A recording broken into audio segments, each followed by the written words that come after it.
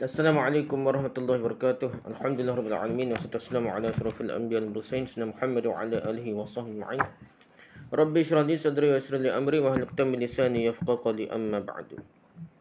Jadi kita nak sambung balik kitab kita ni ikut gereja jadi Kristian, ikut ulama-ulama pendiri gereja lah jadi Kristian, ikut Bible jadi Muslim ni. Tadi setengah ni takut masuk Bible pun macam Bible pun takut dah. Takut sesat dah. Dia ada lah benda karut tapi tidak ada benda betul juga, tapi banyak karut tidak kata tidak lah, berat sangat dah. Serupa ni Islam banyak karut dah. Yang jadi masalahnya apabila diikut tafsiran takwil ulama yang menjauh, semakin jauh lah. Kita pun kalau Islam mengaku Islam tidak berdasarkan dalam Al-Quran dan Sunnah, nas kitab ulama, kadang-kadang tak ada ulama kata pun jadi budaya adat jadi agama, yang jadi rosak lah. Sebagaimana Kristian lah, Yahudi Kristian rosak ni kerana bid'ah hasanah atau bid'ah. Kata-kata ulama yang menjauhi Al-Quran dan Sunnah jadi jauh lah, jadi sesak juga. Okey, kita masuk ni bab yang ke-14 tentang puasa juga dah. Jadi puasa ni disyariatkan dalam Islam dan juga disyariatkan dalam agama Kristian, Bible pun ada sebut. Jadi benda tu sama je dah. Kita tengok puasa adalah suatu perbuatan menahan diri dari makan atau minum atau menahan diri dari tidak melakukan sesuatu. Di dalam Bible juga terdapat seranan berpuasa. Ayat Bible yang bermaksud. Ayat pertama, ayat yang bunyi yang bermaksud, inilah yang harus menjadi ketetapan untuk selama-lamanya bagi kamu, yakni pada bulan yang ketujuh. Pada tanggal 10 bulan itu, kamu haruslah merendahkan diri dengan berpuasa, dan janganlah kamu melakukan suatu pekerjaan, baik orang Israel asli maupun orang asing yang tinggal di tengah-tengahmu. Kitab Al-Imad CP ke-16 ayat 22 hingga 9. Jadi suruh puasa lah nak bulan yang ketujuh kan, tahu tak bulan mana nak. Seterusnya, ayat seterusnya, pada hari yang ke-10 bulan yang ketujuh itu haruslah kamu mengadakan pertemuan yang kudus, yang suci lah, dan merendahkan dirimu dengan berpuasa. Maka tidak boleh kamu melakukan suatu pekerjaan. Kerja pun kena berhenti lah. Ayat seterusnya dah. Dan setelah berpuasa, tadi kitab bilangan CP ke-29 ayat 7 dah. Dan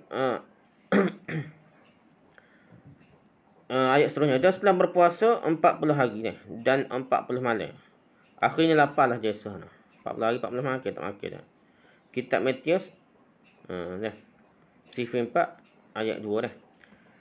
Ayat seterusnya, dan apabila kamu berpuasa, janganlah muram mukamu seperti orang munafik. Mereka mengubah air mukanya supaya orang melihat bahawa mereka sedang berpuasa. Aku berkata kepadamu, sesungguhnya mereka sudah mendapatkan upahnya. Kitab Matius CP kena ayat 16. Puasa jangan buat murah, suruh orang tahu susah. Nak cari habuai dunia lah, suruh beri sesuatu. Jadi ikhlas ni. Okey, puasa Nabi-Nabi dalam Bible ni. Pertama, puasa Musa 40 hari 40 malam tidak makan dan tidak minum apa pun. Kitab Keluaran CP 24 ayat 16. Dan Kitab Keluaran CP 34 ayat 28. Ini puasa Musa. Yang kedua, puasa Daud. Tidak makan dan semalaman hanya berbaring di tanah.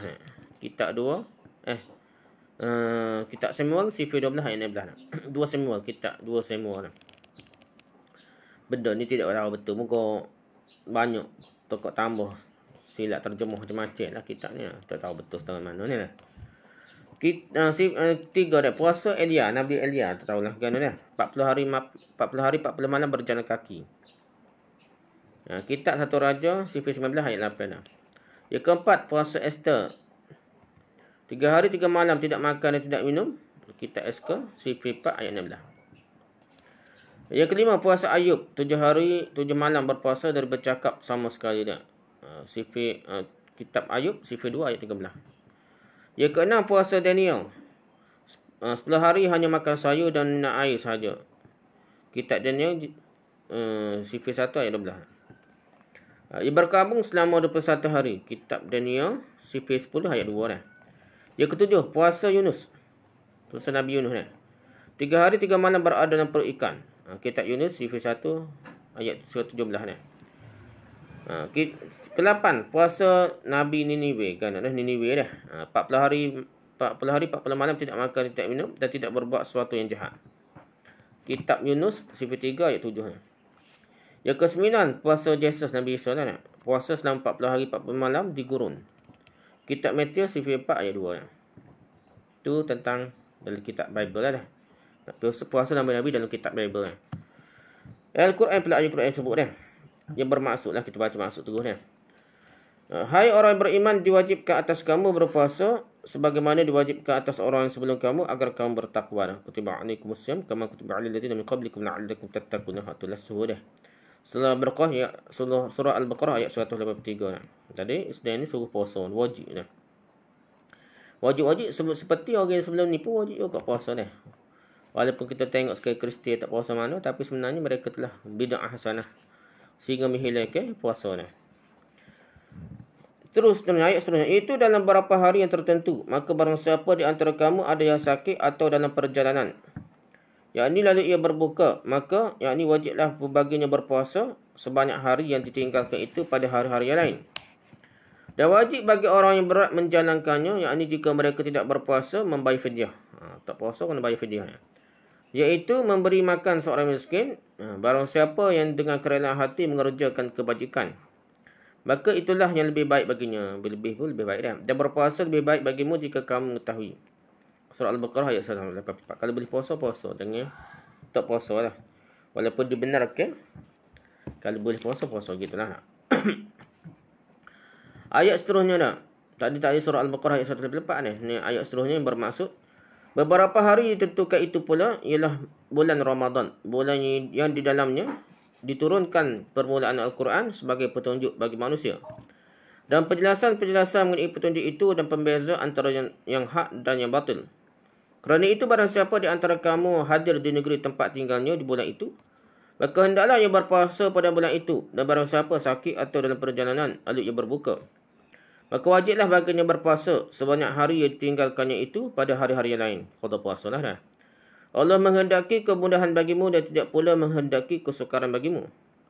Dan hendaklah kamu mencukupkan bilangan hari puasa lah. Hendaklah kamu mengagungkan Allah atas petunjuknya yang diberikan padamu supaya kamu bersyukur. Surah Al-Baqarah ayat 185. Itu ayat-ayat Quran cerita tentang puasa lah. Dalam Islam, cara berpuasa adalah dengan menahan hawa nafsu dari segenap segi, seperti berbuat suatu dosa atau sesuatu yang tegah dalam agama. Perkara yang boleh membatalkan puasa adalah seperti makan minum, melakukan hubungan kelamin dan sengaja muntah dalam tempoh berpuasa, di antara selepas waktu subuh hingga lah maghrib. Itulah dah. Itu batal puasa. Syiar berpuasa dalam bulan Ramadan dan berpuasa sunat bagi umat Islam memiliki banyak hikmahnya. Menahan lapar dalam bulan puasa ataupun di luar bulan puasa bukan sahaja dapat meraih pahala dan mendekatkan diri dengan Allah SWT, tetapi ia juga mengandungi faedah-faedah dan manfaat-manfaat yang sangat besar untuk kesihatan tubuh badan kita dan kesihatan hati manusia juga. Ia telah terbukti dalam kajian perubatan dan terdapat banyak jurnal yang telah membincangkan tentang hal tersebut. Cara berpuasa dalam Islam bukanlah suatu bentuk penyiksaan sama sekali. Malah dalam Islam meletakkan rukhsah. Rukhsah ni. Keringanan bagi setengah individu yang apabila berpuasa di bulan Ramadan akan memudaratkan diri mereka. Seperti ibu mengandung, orang sakit dan orang yang mengembara, musafir boleh tak puasa ganti hari lain. Di luar sana juga terdapat pelbagai jenis amalan puasa yang ekstrim. Di antaranya boleh dilihat dalam agama Jain di India. Agama mereka memiliki pelbagai jenis puasa dan mereka memiliki satu jenis puasa ekstrim, jadi dinamakan sebagai Salikhana dan Santara, yang mana mereka akan berhenti makan dan minum sehingga mati dia. Ada puasa sampai tahap suruh mati dia. Dengan bahasa lain, ia juga boleh dimasukkan berpuasa sehingga membunuh diri sendiri. Itu agama Jain di India. Okey, puasa cara denominasi Katolik. Cara puasa mazhab Katolik. Mazhab Kristian Katolik lah. Dalam Katolik pula, puasa menurut fahaman Katolik adalah puasa dengan hanya makan sehingga kenyang dalam sehari sekali. Dalam sekali sehari. Dalam waktu 24 jam tu sekali makan. Lepas tu tak makan. Dan 2 kali makan sedikit dalam waktu berpuasa itu. Sama ada separuh roti atau setengah pinggan nasi ni. Ada juga. Bukan sekali makan. 2 kali makan sedikit pula tak. Tak puasa tengok ni. Minum air tidak termasuk dalam soal puasa, namun lebih ditekankan makan sehingga kenyang untuk sehari dan menahan hal-hal dari keinginan duniawi dan keinginan material. Seperti tidak makan, tidak minum juga termasuk menahan nafsu, menahan sikap, cara berfikir, tingkah laku yang tidak baik. Juga puasa yang boleh diikuti dengan disertakan perkara-perkara yang paling disukai untuk dipuasakan dalam melawan keinginan duniawi. Manakala yang paling diutamakan adalah penganut Kristian melakukan taubat yang dilaksanakan selama 40 hari menjelang perayaan Paskah atau pada masa pra-Paskah. Paskah ni pula dah. Jadi Paskah merupakan perayaan tertua dalam gereja Kristian. Penghubung antara perjanjian lama dan perjanjian baru. Dia nak hubung, nak gabung dah. Taurat dengan Injil tu ataupun New Testament. Tapi Taurat sikit lah. Lain banyak campur kitab lain lah. Dia nak gabung tu. Dia buat perkara pula dah. Paus Leo Agong 440 hingga 461 Masihi menekankan pentingnya Paskah dan menyebutnya Festorum, perayaan dari semua perayaan, dan berkata bahawa Krismas hanya dirayakan untuk persediaan perayaan Paskah saja. Menurut tradisi sinoptik, Paskah merujuk pada perjamuan kudus yang didasari dari jamuan malam, jamuan perpisahan antara Yesus dan murid-murid Yesus. Pada malam itu, sebelum Yesus dihukum salib, Yesus memberikan makna baru bagi Paskah Yahudi. Roti dilambangkan sebagai tubuh Yesus dan anggur dilambangkan sebagai darah Yesus. Itu perlambangan diri Yesus sebagai korban Paskah. Nak hormat Nabi kau, nak hina Nabi dia. Nak makan Nabi pula. Roti itu jadi tubuh Yesus, anggur itu jadi darah Yesus. Rasul Yohanes dan Paulus lah yang mengaitkan kematian Yesus sebagai penggenapan Paskah perjanjian lama. Jadi, ni ahli bid'ah ni tak, Paulus dengan Rasul Yohanes ni tak, pendakwah dia ni. Sebelum tu tak ada rekod-rekod dah. Jadi kait kematian Yesus untuk menggenapkan Paskah perjanjian lama ni. Kematian dan kebangkitan Yesus inilah kemudian dikaitkan dengan istilah Paskah dalam agama Kristian. Kerana Paskah dirayakan oleh gereja-gereja Kristian dengan suatu sakramen Ekaristi ni, perjamuan kudus, jamus kudus, makan roti anggur ni lah. Maka sakramen tersebut dapat pula disebut sebagai jamuan Paskah Kristian atau perjamuan kudus Jemaat Agung yang berbeza dari jamuan Paskah Yahudi. Lain Yahudi. Banyak gereja Kristian saat ini merayakan jamuan tersebut lebih dari setahun sekali agar jemaah gereja selalu diingatkan akan peristiwa Paskah. Dalam perjanjian lama dan perjanjian baru, kata Paskah disebutkan sebanyak 80 kali dalam 72 ayat, sementara dalam terjemahan BIS ni disebutkan sebanyak 80 kali dalam 77 ayat. Banyak kali kok sebut Paskah ni. Itu tetap Paskah.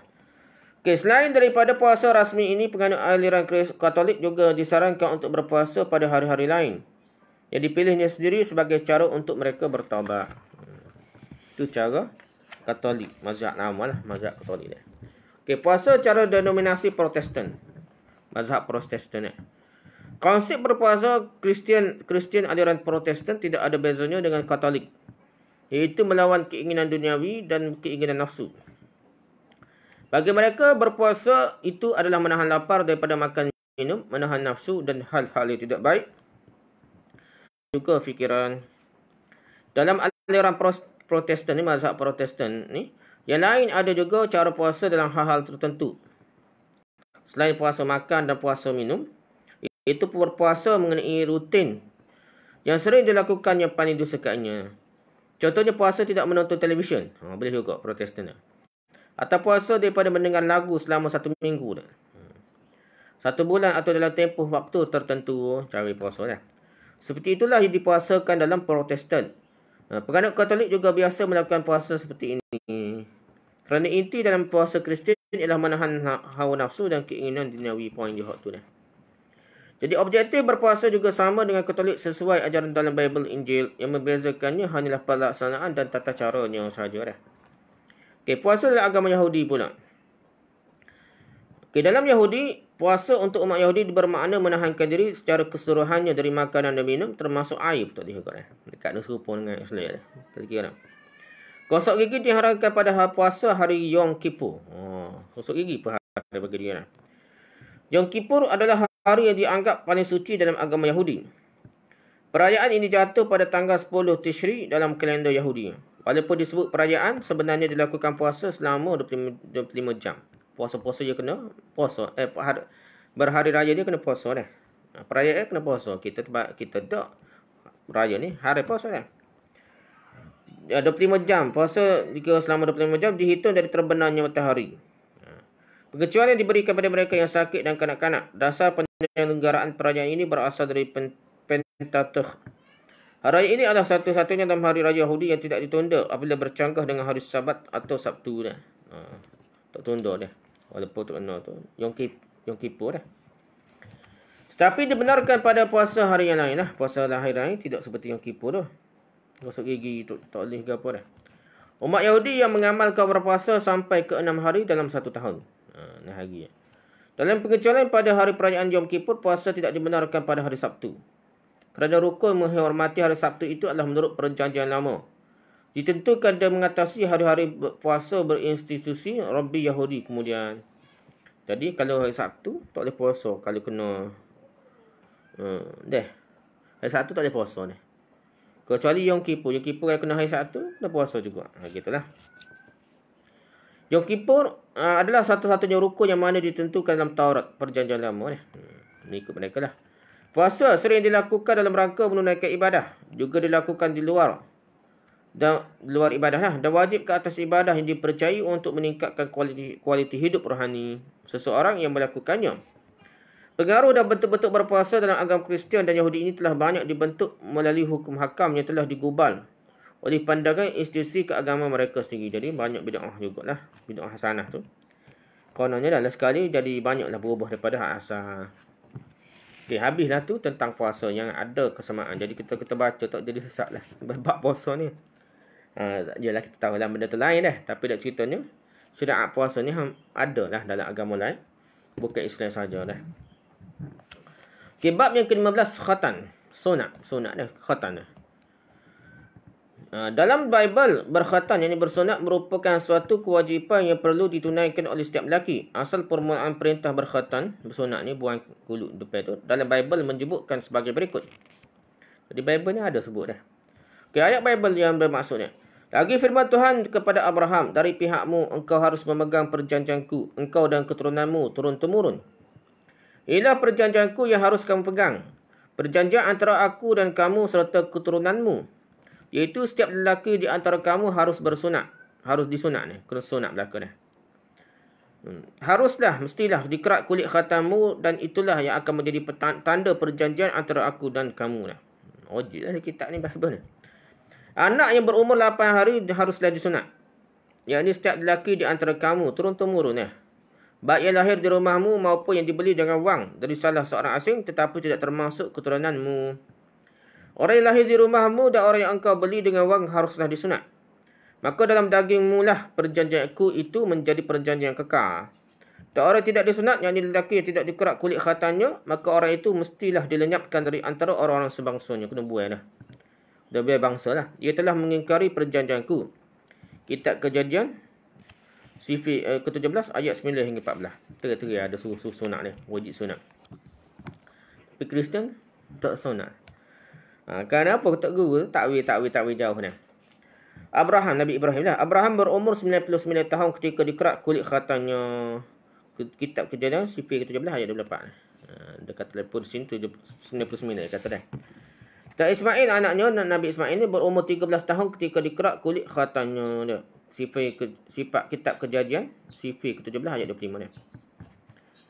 Jadi memang ada dah. Jadi tiba-tiba je tu. Ya takwil ulama dia lah jauh-jauh ni.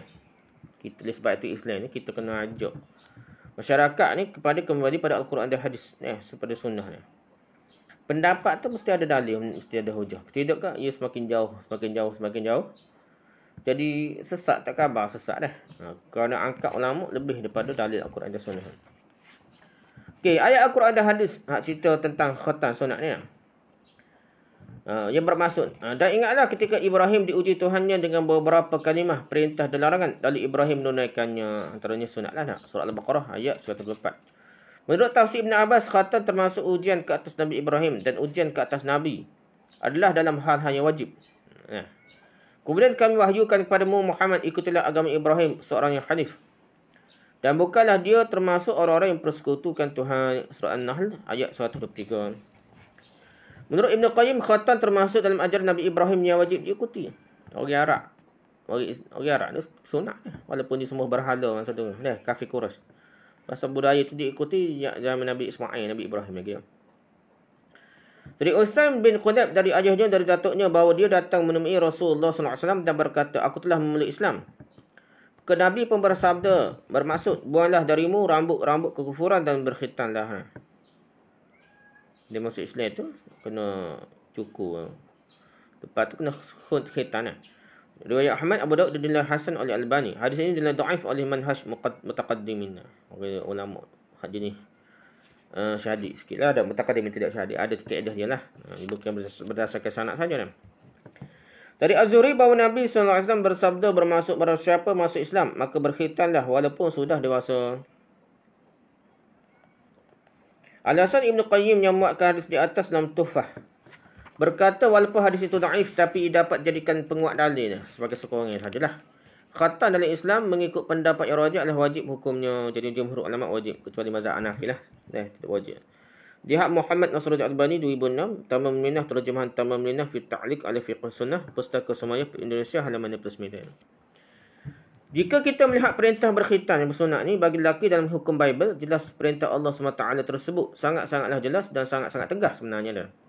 Bahkan hukumannya sangat berat bagi yang tidak berkhitan. Ini buktikan bahawa bersunat hukumnya wajib. Sekiranya dilihat pada ancaman hukuman tersebut. Sebab itu dapat dilihat bahawa orang-orang Yahudi masih lagi berpegang teguh dengan syariat khitan dan mereka menganggap ia sangat penting. Orang Yahudi sendiri bakal sunat berlaku dah. Orang Kristian je dia ubah tu kerana dia baik dengan kerajaan Rom lah. Pengaruh kerajaan Rom tu lah jadi punah jana banyak dah. Pengaruh politik. Berlainan pula dengan Kristian. Walaupun mereka turut mengimani ayat yang sama, akan tetapi hampir dalam setiap perbincangan bersama dengan penganut Kristian tentang syariat ini, umumnya jawapan mereka seperti berikut.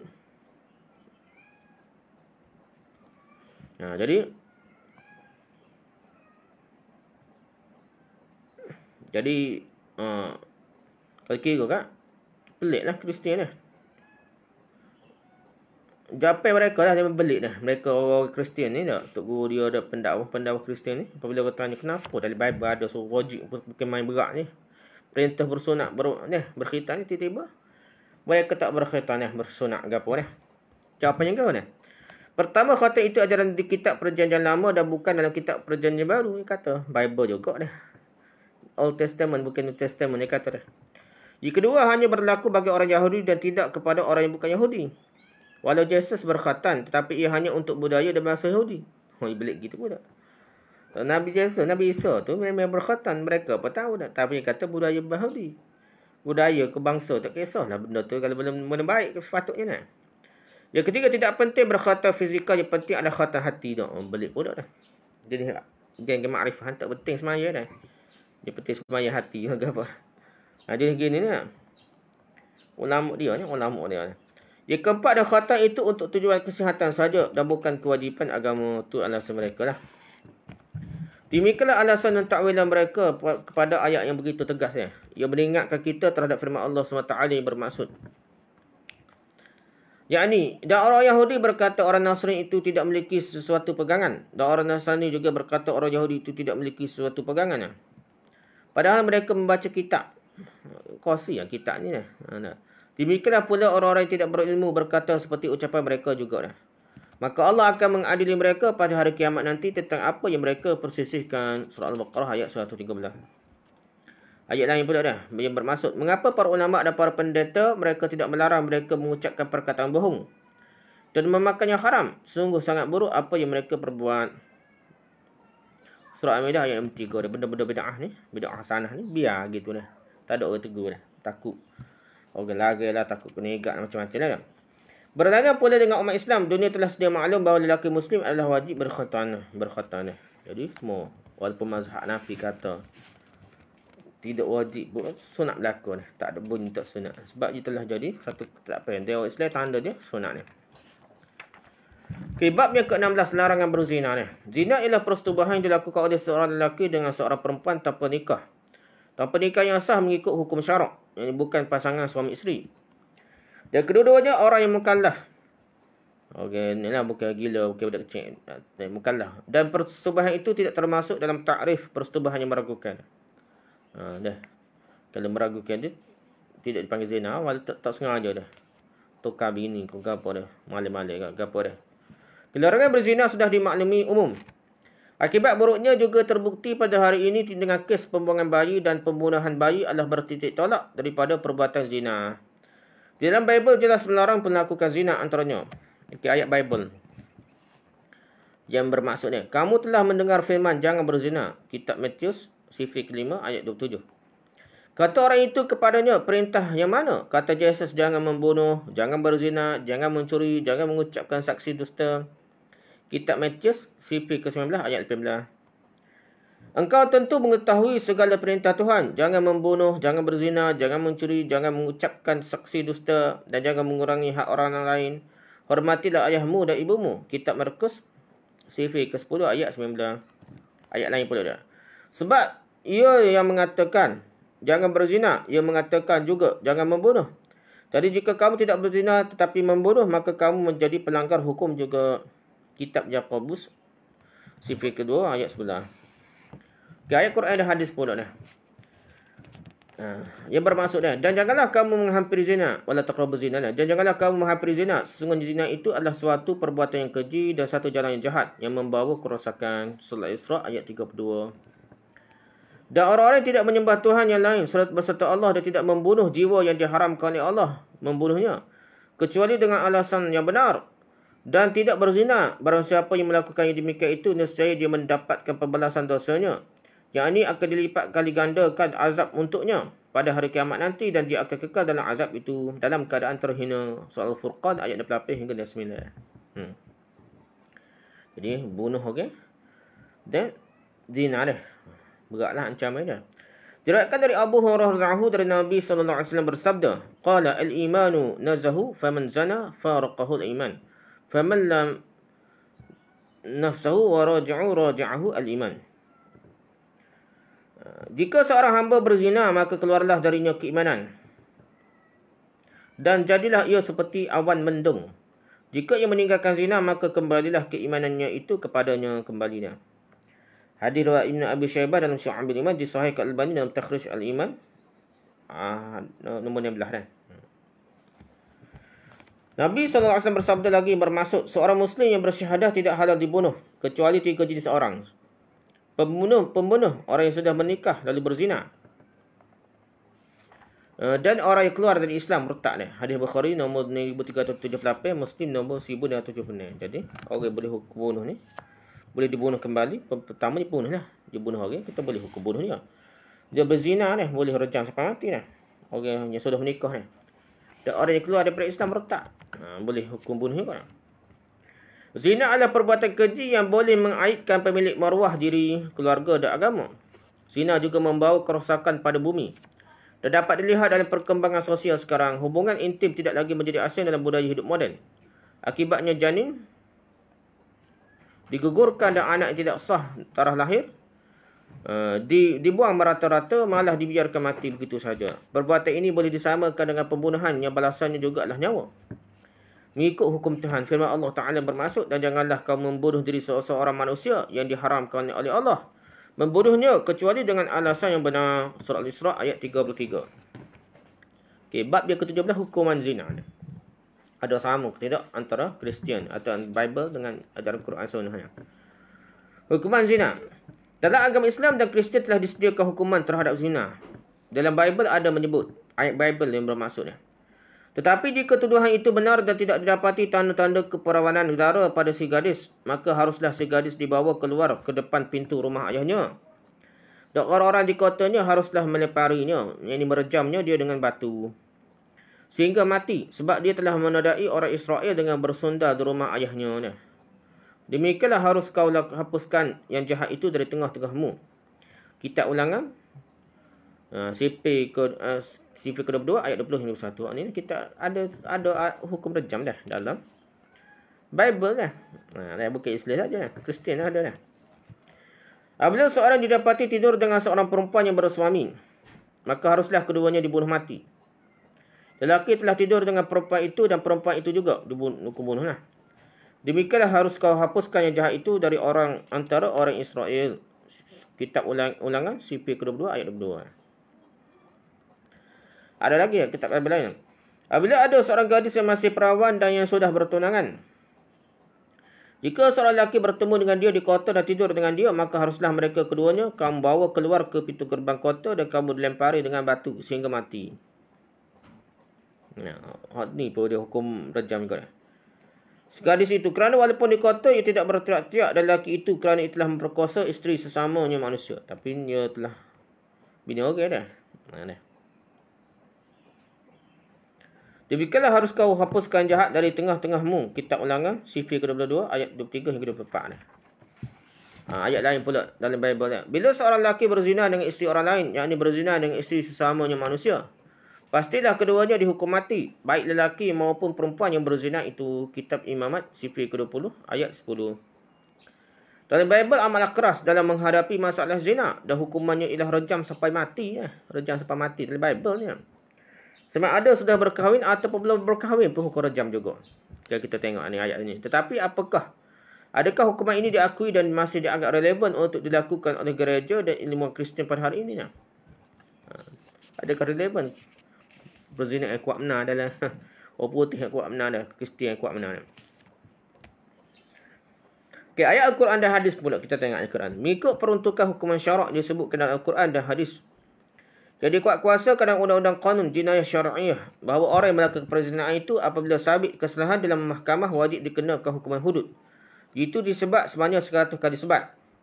Sebagaimana firman Allah SWT yang bermaksud, perempuan yang berzina dan lelaki berzina, hendaklah kamu sebat tiap-tiap seseorang dari kedua-duanya 100 kali sebat. Dan janganlah kamu dipengaruhi oleh perasaan belas kasihan terhadap kedua-duanya dalam menjalankan hukuman agama Allah. Jika benar kamu beriman kepada Allah dan hari akhirat, dan hendaklah disaksikan hukuman siksa yang dikenakan pada mereka itu oleh sekumpulan dari orang beriman. Surah An-Nur ayat kedua. Dalam sebuah hadis Nabi Muhammad SAW ada bersabda yang bermaksud ada seorang lelaki yang sedang masuk Islam datang kepada Nabi SAW mengakui dirinya telah berzina. Nabi berpaling darinya hingga lelaki tersebut mengaku sehingga 4 kali mengaku dah. Kemudian bagi dia bertanya, apakah engkau gila? Yang menjawab tidak. Kemudian bagi dia bertanya lagi, apakah engkau pernah bernikah? Yang menjawab ya. Kemudian bagi dia memerintahkan agar lelaki tersebut direjam di lapangan. Ketika batu dilemparkan kepadanya, ia pun lari. Ia dikejar dan terus direjam sehinggalah mati. Kemudian Nabi SAW mengatakan hanya baik tentangnya. Kemudian mensolatkannya sepanjang jenazah ke atas dia. Hadis Bukhari nombor 2820. Hadis Muslim nombor 1817, Abu Daud nombor 3725, Tirmizi jilid 2 nombor 441, nombor 1454. Dan Anul Ma'bud apa ni dah? Nombor 4407 nak. Jangan dah tulis nak. Gitulah ceritanya. Hadis Bukhari pada dah. Muslim pada, Abu Daud pada, Tirmizi pada dah. Jadi zina terbahagi pada dua. Pertama dalam Islam ni zina muhsan, yang kedua zina bukan muhsan. Zina muhsan pula iaitu lelaki atau perempuan yang telah pernah melakukan persetubuhan yang halal, sudah pernah berkahwin maksudnya dia. Hukuman rejam adalah untuk mereka yang dikategori muhsan lah. Rejam-rejam ni pernah kahwin lah. Zina bukan mahram, bukan muhsan iaitu lelaki atau perempuan yang belum pernah melakukan persetubuhan yang halal, belum pernah berkahwin. Perzinaan yang boleh dituduh dan didakwa di bawah kesalahan zina muhsan ialah lelaki atau perempuan yang telah baligh, berakal, merdeka dan telah pernah berkahwin. Oh gila tak kira dah. Iaitu telah merasai kenikmatan persetubuhan secara halal. Hukuman bagi bukan muhsan adalah sebanyak 100 kali. Itu Islam ada bagi antara yang belum hak bujan, remaja, hak bujan ni belum kahwin dengan yang telah pernah berkahwin. Jauh. Itu rejam, ni hukuman sebab 100 kali dah. Okay, Kristian dan hukuman zina. Dalam polemik ini perbahasan asasnya akan kembali kepada hujah yang menyatakan hukuman rejam perzina adalah khusus kepada orang Yahudi pada zaman sebelum Nabi Isa ni. Nak berhujah macam mana dah? Kata sebelum Nabi Isa, dia akan betul ke untuk Yahudi sahaja ke ataupun untuk sebelum Nabi Isa dah? Bagi Kristian pada hari ini, mereka menanggapi bahawa diri mereka bukanlah orang Yahudi lagi kerana konteks Bible majoritinya adalah berkisar kepada bangsa-bangsa Yahudi, terutama melibatkan hukum hakam dan hubungan kaum Yahudi dengan Tuhan. Kalau ikut tengok Bible, memanglah gitu. Nampak macam cerita pasal, banyak cerita pasal Yahudi. Bahkan Nabi Isa tu bangsa Yahudi. Ada juga hujah dalam kalangan ilmuwan Kristian mendakwa bahawa hukuman rajam ini telah dimansuhkan melalui perjanjian baru. Dengan memetik ayat Bible di bahagian perjanjian baru, iaitu surat Saint Paul. Dia ditujukan kepada Ibrani dengan menyebutkan masalah Saint Paul deh, ulama. Kata-kata ulama boleh membatalkan Bible, masalah kan. Dengan menyebut perjanjian baru, Tuhan telah menjadikan perjanjian pertama dahulu tidak terpakai lagi. Sesuatu yang kian tidak terpakai dan usah sudah sampai masanya untuk lenyap. Kitab Ibrani sipil 8 ayat 13. Saint Paul adalah individu yang banyak membawa hukum-hukum yang baru dalam doktrin Kristian. Malah ucapannya ini jelas dilihat bercanggah sama sekali dengan apa yang disebutkan oleh Jesus sendiri dalam Bible. Jesus mengatakan kehadirannya itu tidaklah datang untuk mengubah hukum-hukum Taurat, termasuk hukuman rajam. Setiap hukum Taurat tu dia tak buat teguh, cuma dia ada tambah sikit-sikit syariat halal itu serupa lah. Termasuklah hukum rajam tidak dihapuskan. Disebutkannya dah, janganlah kamu menganggap bahawa aku datang untuk menghapuskan hukum Taurat Musa dan arahan Nabi-Nabi. Aku tidak datang untuk menghapuskannya, tapi aku datang supaya semua ajaran itu berlaku semua sekalian. Ingatlah, selama langit dan bumi masih ada titik atau huruf yang terkecil sekalipun dalam kitab Taurat tidak akan dihapuskan jika semuanya belum berlaku. Kitab Matius, Episode ke-5 ayat 17 hingga 18. Adalah aneh sekali apabila ucapan yang mengatakan hukuman Taurat atau perjanjian lama dimansuhkan ini datang dari individu yang tidak pernah bertemu dengan Jesus. Kata Bata ni, Tok Wali lah tak pernah jumpa ni. Saint Jesus, Paul ni, tak pernah jumpa dengan Nabi Isa ni. Malah pada peringkat awalnya, Saint Paul merupakan orang yang menentang kuat ajaran yang dibawa oleh Jesus. Dia ni musuh Nabi Isa. Dia ni orang penentang Nabi Isa, tiba jadi pengikut Nabi Isa dah, jadi Kristian.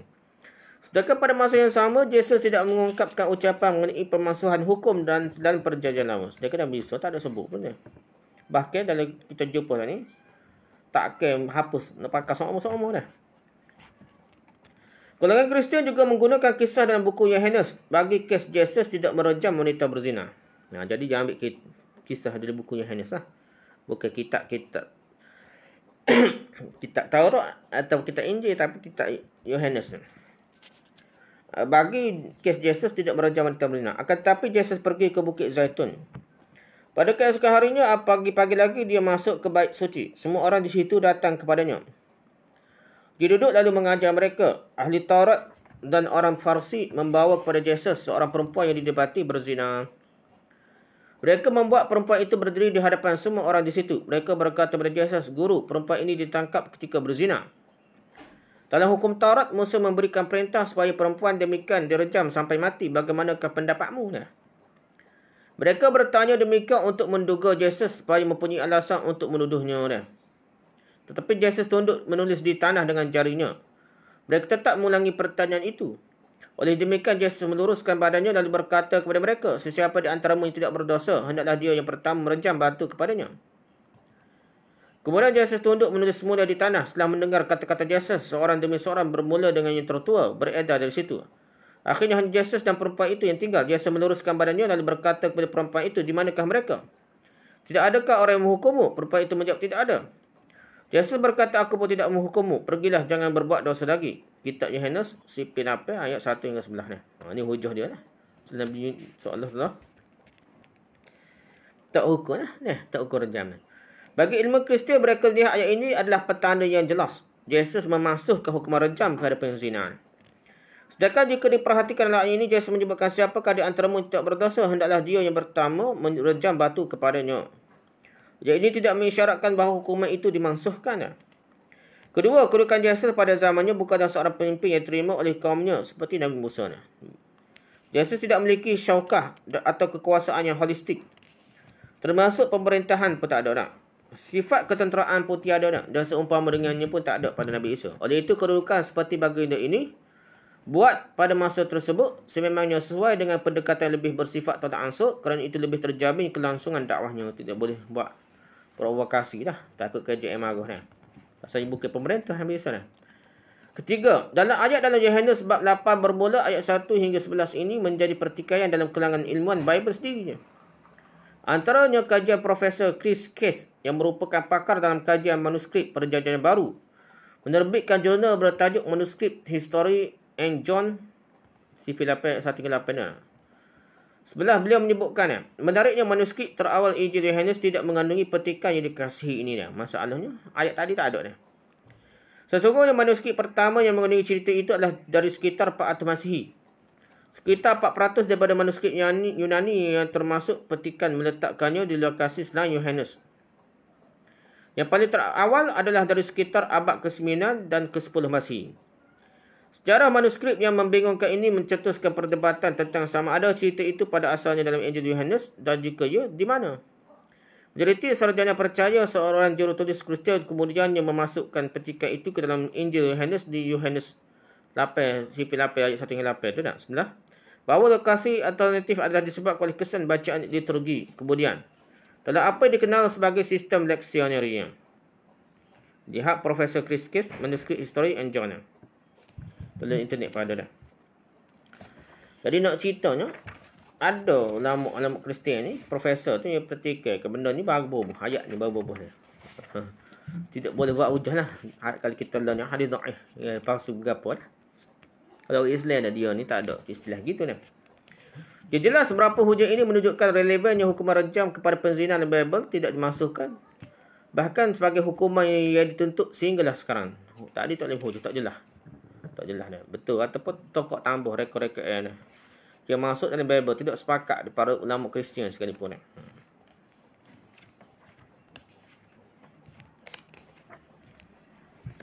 Okay, bab dia ke-18 larangan homoseksual ni. Homoseksual adalah perbuatan lelaki atau wanita yang bercinta dan melakukan hubungan dengan seseorang dari jantina yang sejenis dengannya. Bible kerap memberitahu bahawa perbuatan homoseksual adalah suatu kekejian. Ayat Bible bermaksud, janganlah engkau tidur dengan lelaki secara orang bersetubuh dengan perempuan kerana itu suatu kekejian.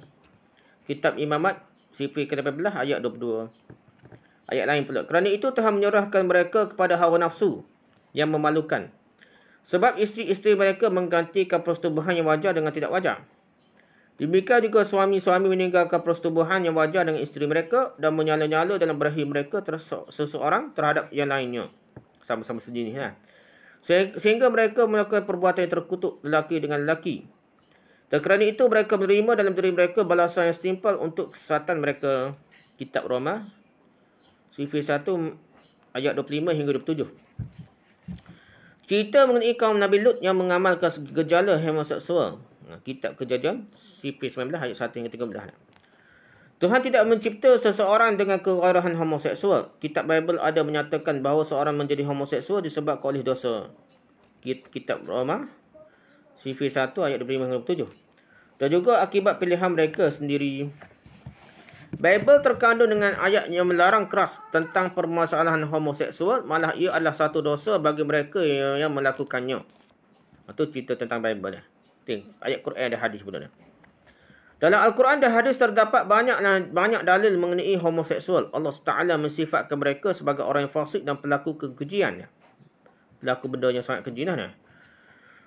Firman Allah bermaksud dan kepada Lut kami telah berikan hikmah dan ilmu dan telah kami selamatkan dia dari azab yang telah menimpa penduduk kota yang mengerjakan perbuatan keji. Sesungguhnya mereka adalah kaum yang jahat lagi fasik. Surah Al-Anbiya ayat 74.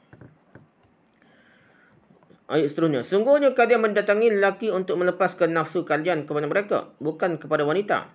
Malah kalian ini adalah kaum yang melampaui batas. Surah Al-A'raf ayat 81.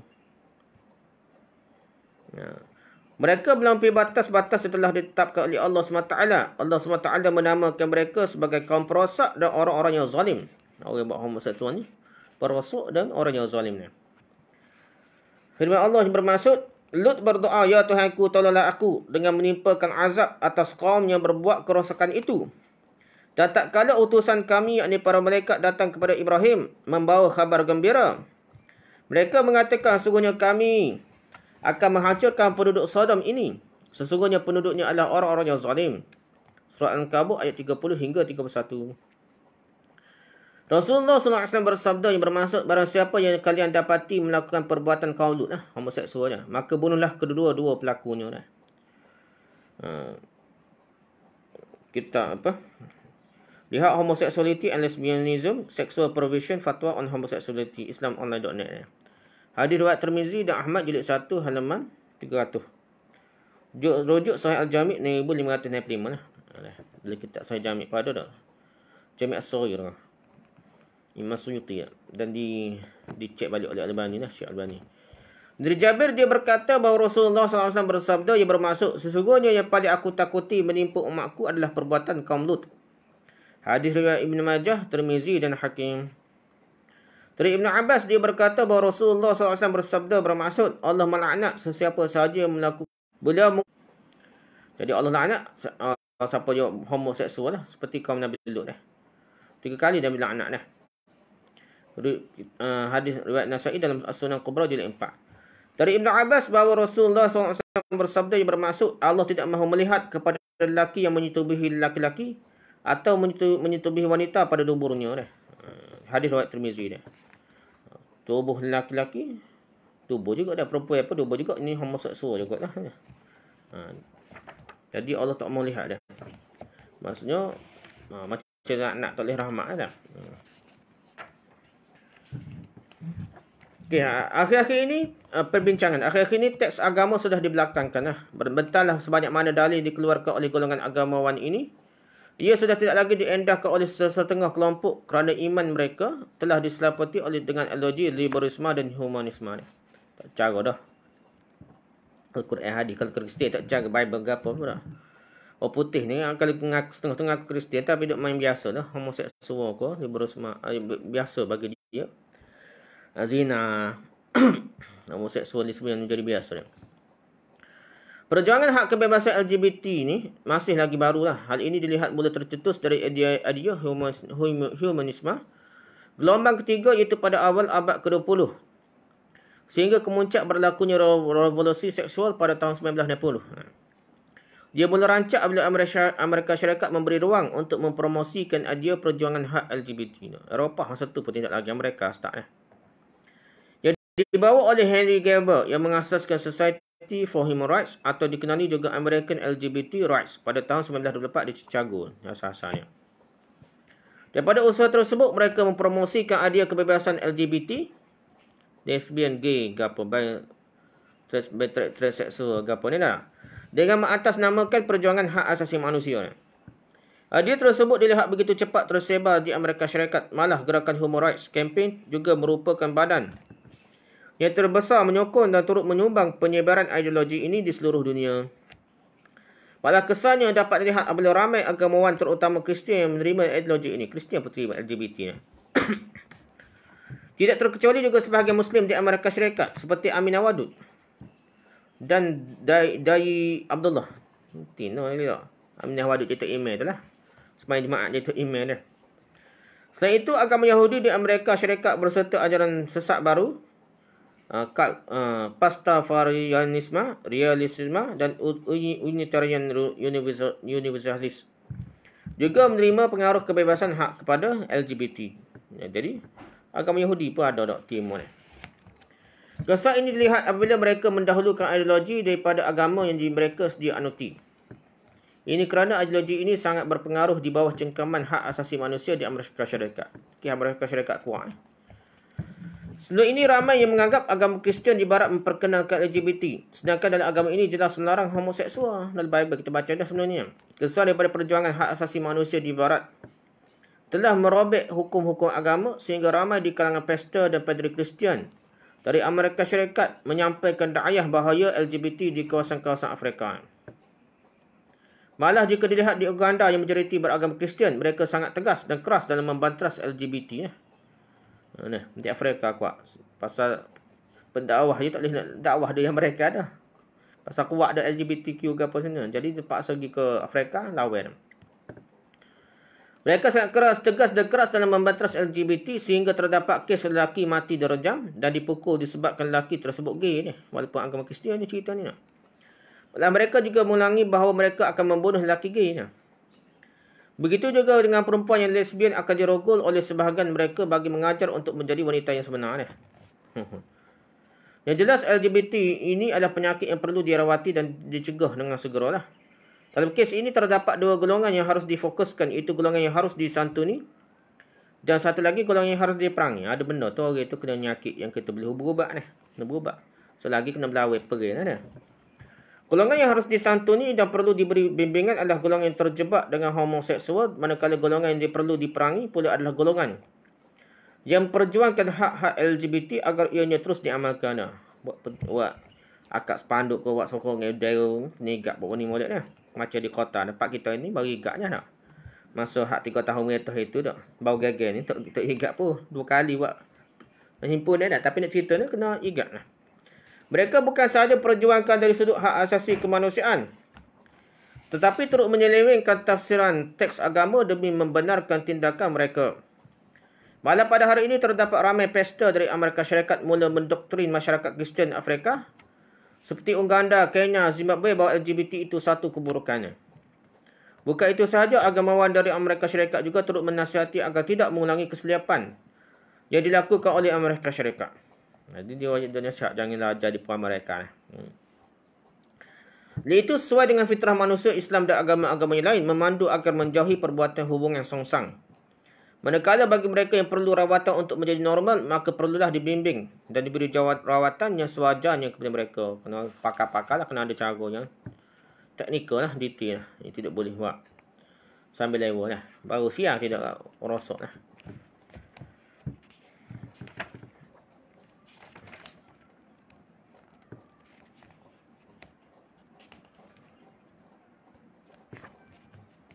Okay, bab yang ke-19. Larangan lelaki menyerupai wanita dan sebaliknya.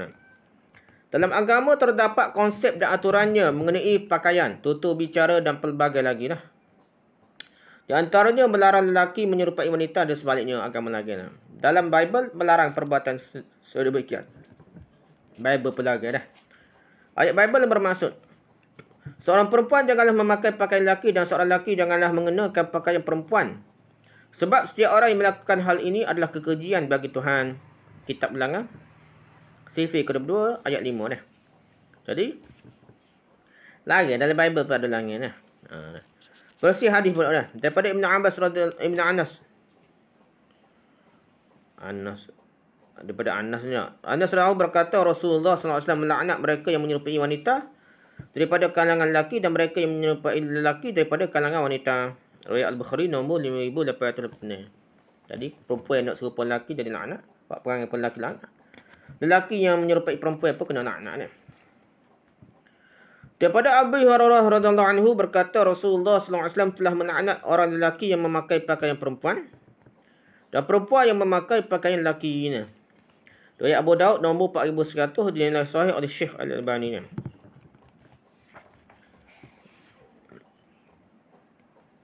Padalah sekat tu dah dulu lah dari perbahasa kita. Jadi nak ceritanya Bible ke Islam ke sama je. Kalau kau baca Bible larangannya sama dah.